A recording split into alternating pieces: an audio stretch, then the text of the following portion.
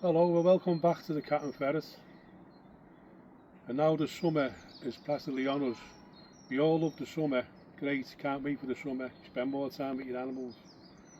But what we don't like about the summer is the flies, especially when you're feeding your ferrets or your mink a raw diet. So you're in a constant battle of food, getting the flies on the food, and the flies laying their eggs, and the food getting maggots on it. And especially if you've got your ferrets or your mink in a big in enclosures, because you can give ferrets 100 chicks and they'll take them off you and run away with them, and they go stashing them.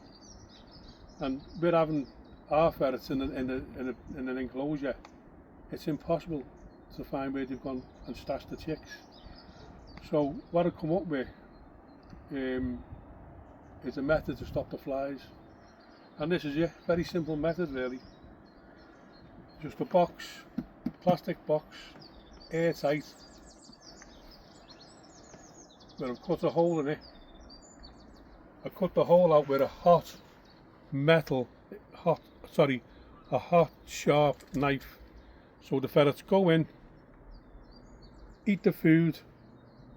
When they come back out, the door shuts behind them, so no flies can go in there. And this is how it works.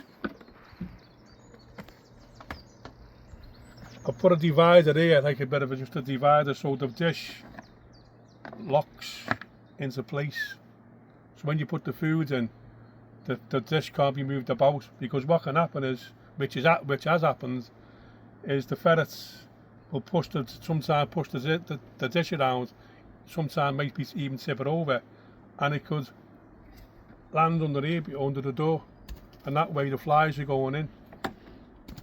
So this is like a box designed, I'm going to say design, this is like a box if you just got one ferret. And there's a bigger version for you got a couple of ferrets. Again, exactly the same but a bit bigger. Now you can see I put a little bit of a weight on this door, so I know the door shuts behind them. Now the ferrets and the mink get onto that straight away, and in a matter of seconds they know how to get in, and they know how to open that door to get back out. So what I do, and now the summer's here, I try and feed them twice a day. So what I do is, I'll give them, if there's 2 ferrets, I'll give them a couple of chicks in the morning time, and at night time I put the mince inside here, because I know but just giving them a couple of chicks they would have ate them. And then I put them food into the dish. By the way, this is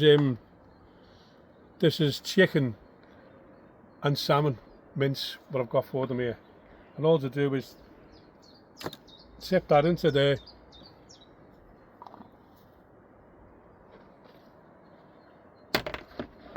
the lid back on, and that's where you go. Now the next morning when I come out, if there's food still in there, I won't give the ferrets any chicks, because I know they're not hungry.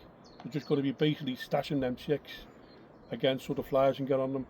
So this is a brilliant method as far as I'm concerned to keep the flies off the ferrets' food. Brilliant.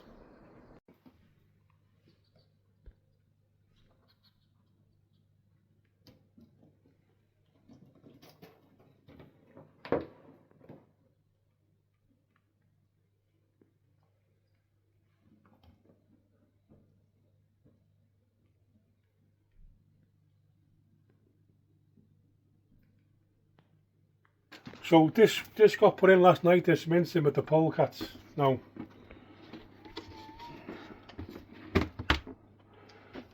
they haven't had all the mince, as you can see. It's still fresh, no flies on it, so we can stay in. Now that would have been with in no container. There'd have been flies eggs on that this morning. It wouldn't be, the flies would have been all over that. I would have had to be in bin in it. So in the box a small rail there to stop the disc getting under the door. Fantastic.